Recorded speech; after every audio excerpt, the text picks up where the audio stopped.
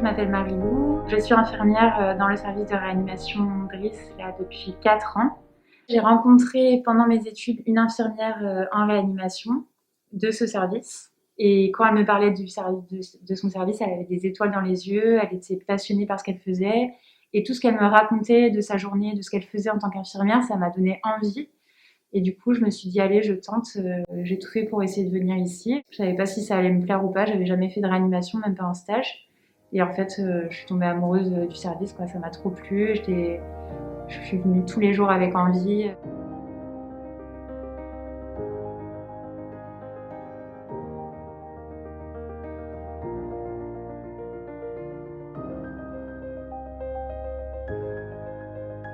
Donc, je m'appelle Marjorie Giraudot. Je suis infirmière à la réanimation de Driss depuis le juillet 2019, juste après mon diplôme. Alors au quotidien, on a énormément de travail, donc c'est quand même assez stressant. On n'est jamais seul, les collègues viennent toujours nous aider, qu'on soit expérimenté ou pas. On laisse jamais quelqu'un seul, surtout quand il ne sait pas. Donc pour le coup, c'est vrai que c'est un vrai soutien. Et ces derniers mois, ça a été hyper important pour nous d'être solidaires, vu le contexte et vu ce qu'on a connu. Plus de mal à l'oxygéner. Ah ouais, vas-y. Alors ? Non.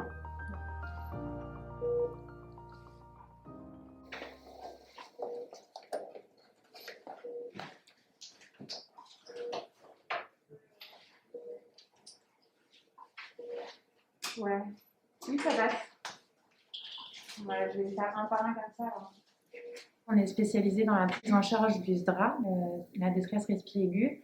Donc ça reste la même prise en charge des patients. Les actes qui vont être spécifiques au Covid, du coup, ça va être plus pour nous protéger, parce que sinon on fait toujours la même chose. Par contre, on va avoir des manipulations différentes.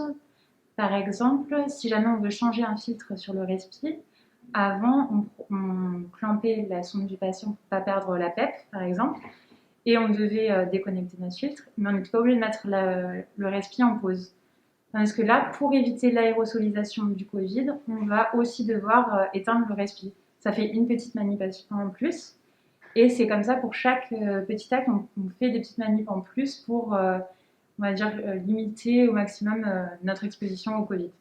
Et on est aussi plus habillés du coup toute la journée. Le drap ? Ouais, il est là. Est-ce qu'on a de l'absous ? Ah, j'en ai mis qu'une sur la tête. Allez, c'est bon. Allez, on prend bien. Le débit, c'est bon, 5 Ouais. litres. Allez, on tourne. C'est bon. 1, 2, 3.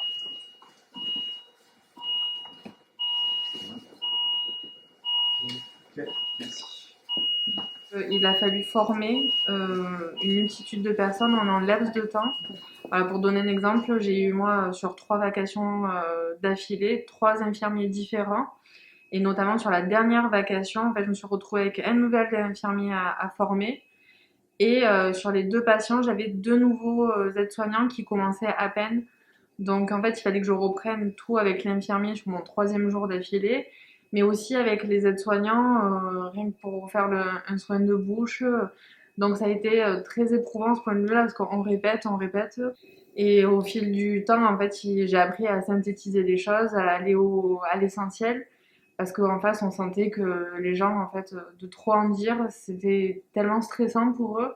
Le fait qu'on soit là dans un moment où on est tous sous pression, on a moins le temps de former correctement, là, ça peut créer des petits problèmes au niveau communication entre nous, quoi, entre infirmiers. Je trouve que parmi les anciens, il y en a beaucoup là qui commencent à être épuisés professionnellement, qui montrent des signes d'épuisement professionnel et entre autres une perte de patience, qui ont moins envie parce qu'en fait on a un service qu'on a déjà un gros turnover de base, même avant le Covid, on a pas mal de turnover au niveau infirmier. Donc on répète. C'est pas gênant parce que dans notre tête, ça fait partie de notre rôle de former. Et on est à l'assistance publique, donc on sait ce que c'est, on a l'habitude, on a tout le temps des étudiants, des nouveaux infirmiers. Mais là, le fait que les gens sont pas assez formés, on doit leur expliquer vite. Et du coup, on a l'impression peut-être de bâcler un petit peu cette formation, d'aller à l'essentiel, en se disant que c'est pas du tout suffisant pour que la personne ait les armes nécessaires pour faire notre travail d'infirmière en réanimation, mais on n'a pas le choix, donc on s'adapte, on fait au mieux en essayant de se mettre à leur place, à ceux qui arrivent, de se dire qu'est-ce que j'aurais aimé qu'on me donne comme arme si j'avais qu'une journée de formation, mais c'est ridicule, une journée de formation, c'est vraiment pas suffisant pour pouvoir faire ce qu'on fait, quoi.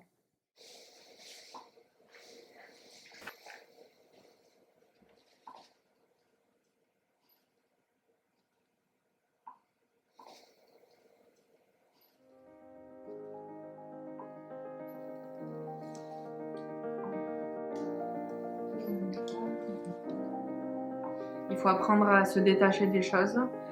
Après, ce qui est important, c'est de ne pas garder longtemps le même patient.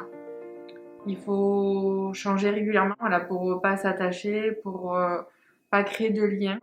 Après, il n'y a pas de remède magique, c'est en faisant qu'on apprend à gérer les choses. C'est pas ce qu'on nous apprend à l'école qui nous permet d'être armés ici. Même après 1 an et demi passé dans cette réanimation, j'ai encore besoin d'aide avec des collègues pour certaines choses.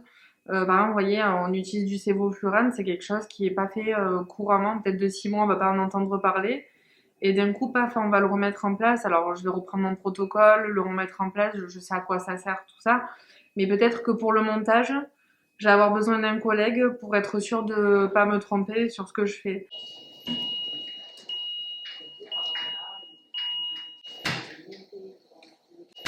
Ça, c'est ce qui part non anonymisé, en biochimie, donc urée de protéines, sang et LBA.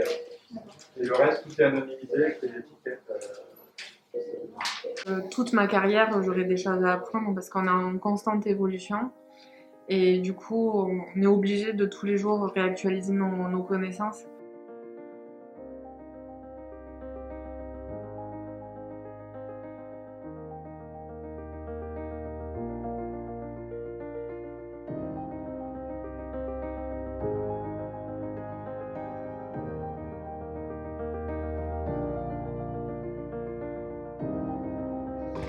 Au revoir, merci.